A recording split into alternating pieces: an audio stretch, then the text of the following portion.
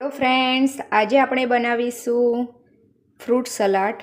એના માટે મેં એક કઢાઈ લીધી છે. એમાં એડ કરીશું 2 લીટર દૂધ.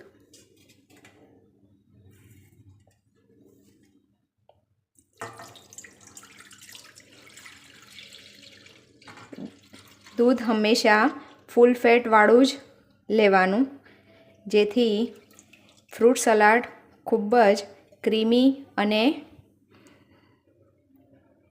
મલાઈદાર તૈયાર થાય. હવે દૂધને ગરમ થવા માટે મૂકી દઈશું.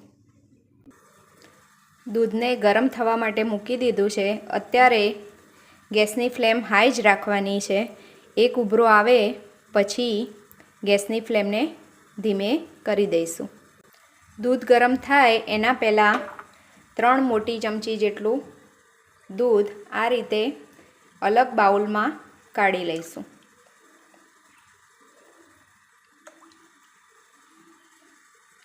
ને દૂધને ઉકળવા દઈશું.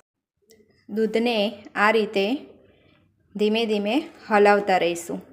દૂધ ઉકળે છે ત્યાં સુધી જે આપણે બીજા બાઉલમાં ઠંડુ દૂધ રાખ્યું હતું એમાં કસ્ટર્ડ પાવડર અને મિલ્ક પાવડર મિક્સ કરી લઈએ.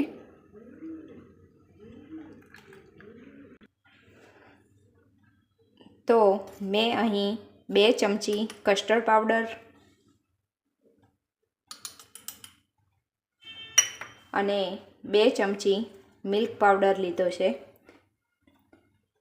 હવે આ બંને વસ્તુને દૂધ સાથે મિક્સ કરી લઈએ કે જેથી ગાંઠા ના પડે અને એકદમ સ્મૂથ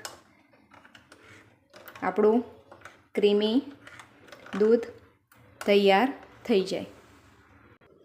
દૂધને ઉકળતા 5 થી 7 મિનિટ થઈ ગઈ છે.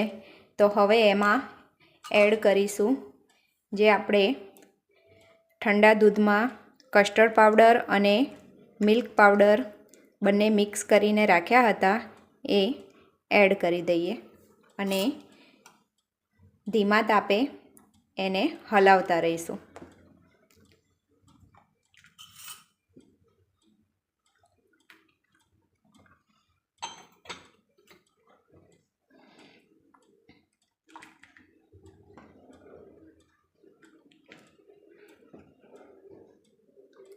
જે આપણે મિલ્ક પાવડર લીધો છે એનાથી દૂધ ફટાફટ ઘટ થઈ જશે, એટલે વધારે ઉકાળવાની જરૂર નહીં પડે.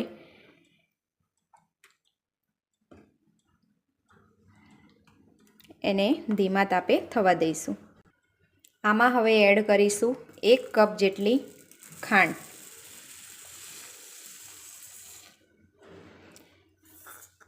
ગળપણમાં તમે તમારા ટેસ્ટ પ્રમાણે વધુ કે ઓછું કરી શકો છો. આમાં ખાંડની જગ્યાએ તમે સાકરનો પણ ઉપયોગ કરી શકો.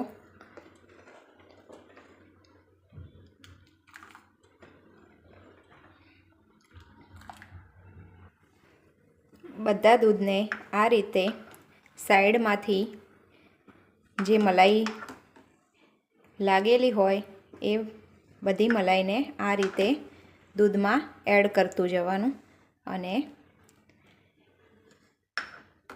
ઘટ થાય ત્યાં સુધી એને ઉકાળવાનું.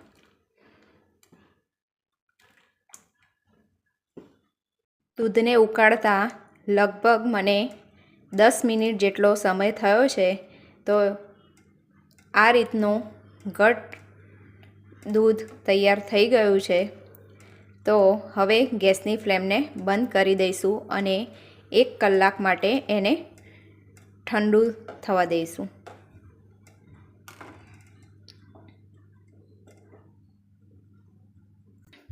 દૂધ ઠંડુ થાય ત્યાં સુધી એમાં એડ કરવા માટેના ફ્રૂટ કટ કરી લઈએ. હવે 1 કલાક થઈ ગયો છે અને જે આપણે દૂધ ઉકાળીને રાખ્યું હતું એ પણ આ રીતે રૂમ ટેમ્પરેચર પર આવી ગયું છે. તો હવે એને ફ્રીજમાં કલાક કે 1.5 કલાક માટે ઠંડુ થવા માટે મૂકી દઈશું.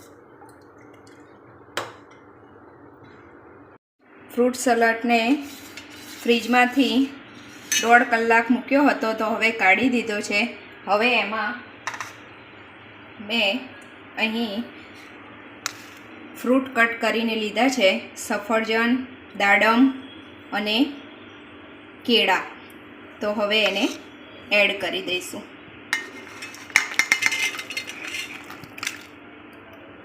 મજાનો ક્રીમી ફ્રૂટ સલાડ તૈયાર છે.